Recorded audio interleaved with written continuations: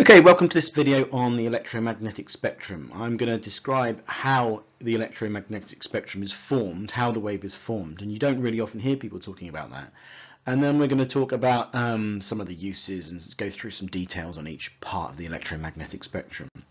So let's talk about how waves are formed to start with. Let's start by thinking about sound waves particularly. Now here we've got a vibrating guitar string.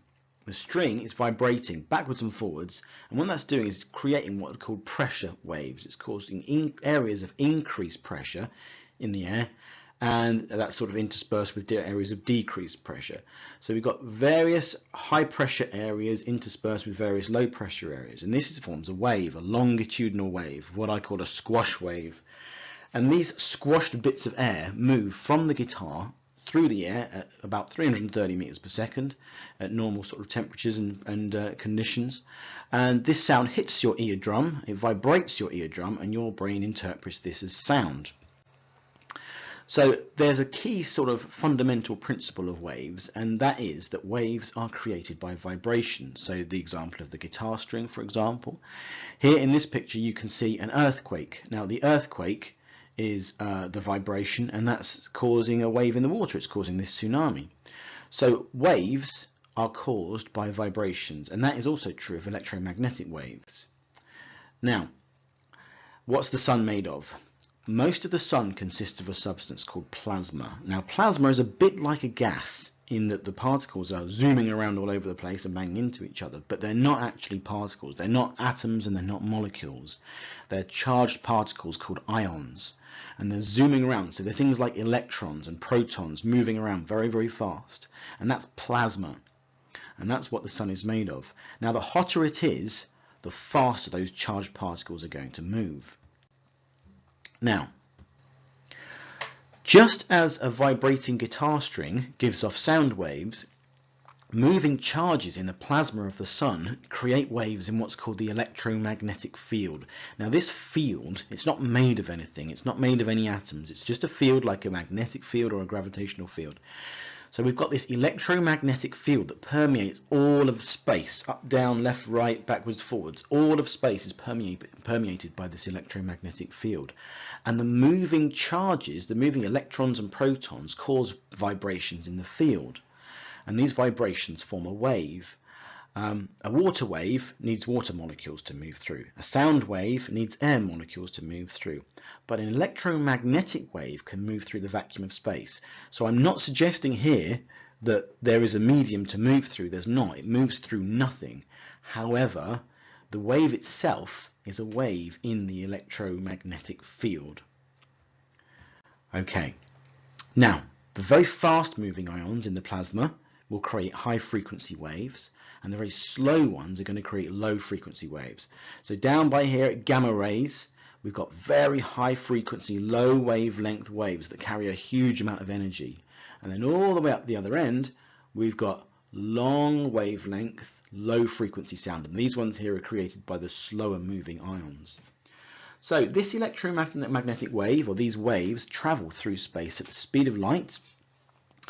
And when they touch the human eye, for example, we can detect it. The human eye can detect this frequency here, 430 to 770 terahertz. And we see that bit. There are animals that can see ultraviolet rays. There are insects that can see UV. They can see those frequencies. There are snakes, pit vipers, that can see heat. They can see infrared. There's these little pits in their noses that mean they can see that frequency. For us human beings, we can see this frequency here, 430 to 770 terahertz, and we interpret that as different color light. Here's a summary of the different kinds of waves. Now we've got the high frequency waves, which, like I said before, have the shortest wavelength, and the low frequency wave has the longest wavelength. Now you need to be able to label the EM spectrum, and you need to know the uses of each component part. So what are X-rays used for? They're used for medical imaging of bones. Ultraviolets are often used for sunbeds or phototherapy for things like for certain skin conditions like acne. So you need to know, you need to have examples of the uses of each of these types of radiation. So it might be an idea now for you to pause the video and just jot these down in your notes if you haven't got them already.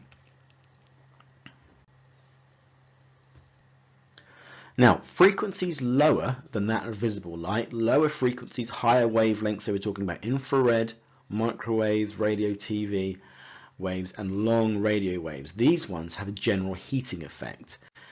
And you can see this here. One of these waves is infrared. Let's talk about infrared first. That's the next one. So you've got all the colors of the rainbow, which the eye can see, red, orange, yellow, green, blue, indigo, violet. And just off the red end of the spectrum is infrared. Now that's essentially heat. And you can see in this image here, this thermal image, this thermogram, the different colors. So we're seeing in heat now. So we're seeing in sort of, we're assuming this is the sort of thing that a pit viper could see. So even if there wasn't any light, you could actually see this heat with an infrared camera. Now the hottest parts are the whites and the reds, and the coolest parts are the blues and the greens. So we can actually use a camera to see infrared. This diagram here shows that dull black surfaces are the best absorbers of infrared. I've got a bulb here chucking out a huge amount of heat, knocking out a lot of infrared, and these thermometers in these aluminium tubes show that the shiny surface is not absorbing a great deal. A lot of it's being reflected off, so the temperature's not going up very much. However, this dull black surface, as you're aware from experience, if going out on a hot sunny day wearing black or wearing white, this dull black surface absorbs a lot of the infrared, and so it heats up a huge amount, and this thermometer is showing that. So dull black surfaces are the best absorbers of infrared radiation. Now this one, we've got this hot metal structure here, this sort of metal prism, and we've got a dull black surface and a shiny white surface. And what's happening here is this thing is giving off heat, it's radiating heat. And we can see here this thermometer is the highest. It's got the highest reading of the temperature because this surface here is emitting infrared. The shiny white surface is not. It's not emitting so much. So not only do dull black surfaces absorb the most infrared, they also emit the most infrared as well. They're the best absorbers and the best emitters of infrared. Microwave ovens. Now these rely on the ability of microwaves to penetrate into your food and vibrate the water molecules inside. They penetrate about 1 centimeter into your food. That's why generally you have a plate spinning around. Otherwise, if a big lump of food stayed still in your microwave, about 1 centimeter in would get very, very hot and not much else would happen. So you've got microwaves which are vibrating the water particles. Dry foods don't tend to cook very well in microwaves because they haven't got much water in them. You need water to vibrate. Now the microwaves can go through plastic and glass, but they're reflected by metal. Now you might be thinking, hang on a minute, well surely the door of my microwave is plastic or glass, so why don't the microwaves come out and heat me up or heat my kitchen up? This glass here has a metal mesh, so that stops the microwaves coming out, and they just bounce around and around and around inside your microwave. So glass and plastic, microwaves will go through, but metals, it will vibrate around, it will bounce off of. So that's microwaves. Mobile phones also use microwaves, low intensity microwaves for communication. When you're using a mobile phone, you're essentially holding a low intensity microwave emitter right next to your head. You can also get microwaves coming off of these transmitters, these base station transmitters as well. Now these things do have a slight heating effect, but it's never been proven to be damaging to human beings, not yet anyway, but we're going to wait for the long-term studies to come out. But so far no evidence that it's that damaging. And if you want to minimize the effect of this, then use a hands-free kit or limit your time on the mobile phone. Okay, let's talk about frequencies higher than light now. So we're talking about high frequency, low wavelength, a lot of energy in these things. Now there's generally a rule. Although this is a wave, the energy is carried in little packages called photons. And if you have high frequency waves, these photons contain a huge amount of energy. So these gamma rays here, the high frequency gamma rays, these carry the most energy, and that's why they're the most damaging. So we've got really damaging, ionizing, high frequency radiations here. Unpleasant, UV. Look at this guy here has got some skin cancer. He's got some severe sunburn and skin cancer. UV is mildly ionizing, but it can still cause burns, skin cancer. In this picture here, of the eye, this is a cataract. This is where the lens of your eye goes milky and white, and it's kind of like looking through frosted glass. You can get this sorted out now with laser eye therapy, laser eye treatments. But yeah, if you have long-term exposure to UV light, then you're going to burn your skin.